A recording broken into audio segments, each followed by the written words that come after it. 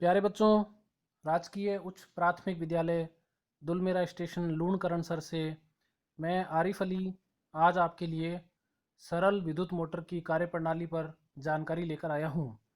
सरल विद्युत मोटर की कार्यप्रणाली को समझने के लिए हम इस उपकरण की सहायता भी लेंगे। जैसा कि आप सभी जानते हैं, विद्युत मोटर का हमारे जीवन में बड़ा महत्व है।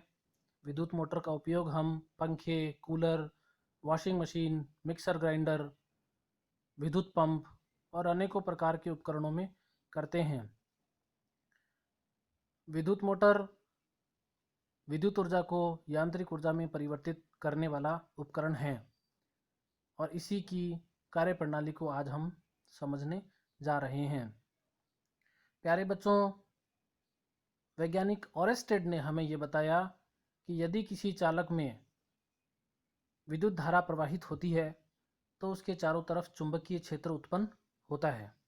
सरल शब्दों में कहें तो यदि किसी चालक में विद्युत धारा प्रवाहित होती है तो वह चुंबक की भांति व्यवहार करती है, उसका अपना चुंबकीय क्षेत्र होता है।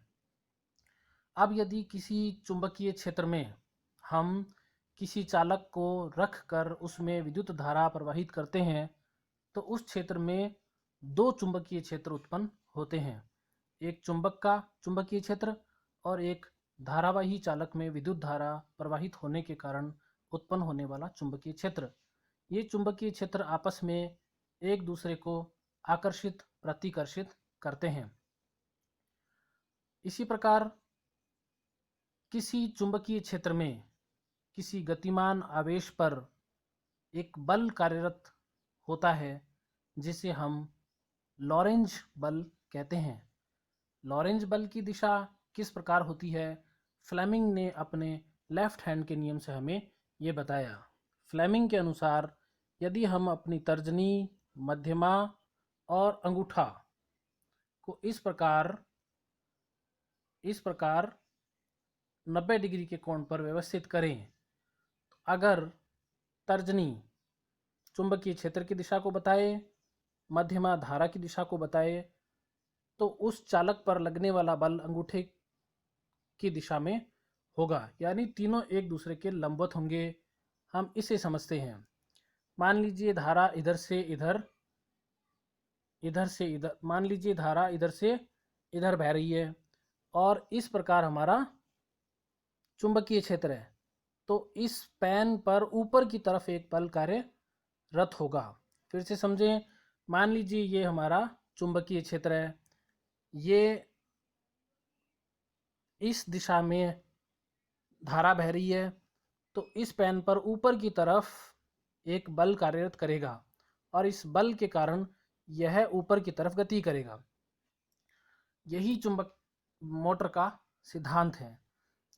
फ्लेमिंग के लेफ्ट हैंड के नियम के अनुसार ही किसी चुंबकीय क्षेत्र में कोई कुंडली विद्युत धारा प्रवाहित करने पर बल का अनुभव करती है।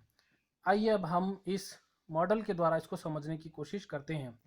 इस मॉडल को बनाने के लिए हमने इस प्रकार का कॉपर यानी तांबे का तार लिया है जिस पर विद्युत रोधी पदार्थ की पॉलिश होती है, यानी इंसुलेटेड मटेरियल की पॉलिश होती है।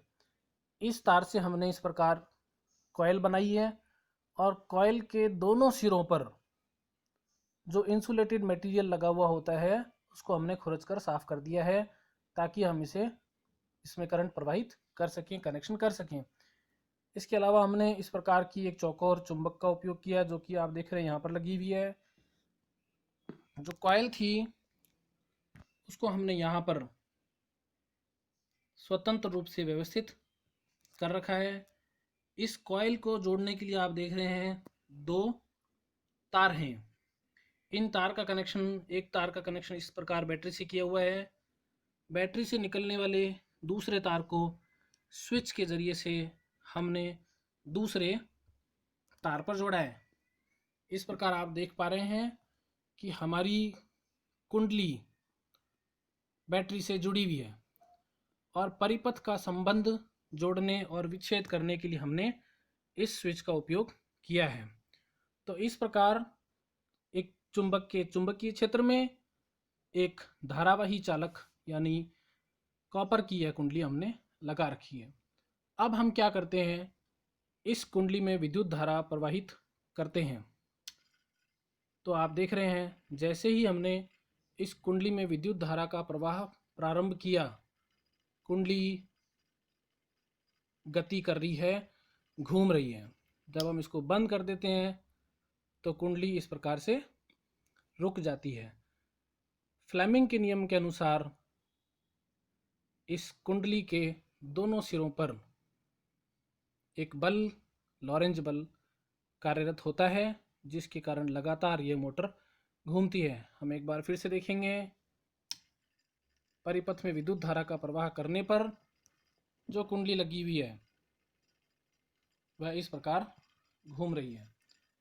अब देखिए, जो ये शाफ्ट है, इस शाफ्ट पर अगर ये पावरफुल हो, यहाँ पर हमारे पास इसकी क्षमता कम है, लेकिन अगर ये पावरफुल हो तो इस पर हम किसी पंखे की ब्लेड को लगाकर, कूलर की ब्लेड को लगाकर या अन्य कोई यंत्र लगाकर हम उसको घुमाने का कार्य कर सकते हैं। यही सरल मोटर का सामान्य सा सिद्धांत है। तो प्यारे बच्चों, बहुत ही आसान ये उपकरण है। आप कोशिश कीजिएगा कि आप इसको बना सकें और इस प्रकार प्रायोगिक रूप से सरल विद्युत मोटर की कार्यप्रणाली को समझने की कोशिश करिएगा। आशा करता हूँ आपको यह वीडियो अच्छा लगा होगा। जय हिंद, जय भारत।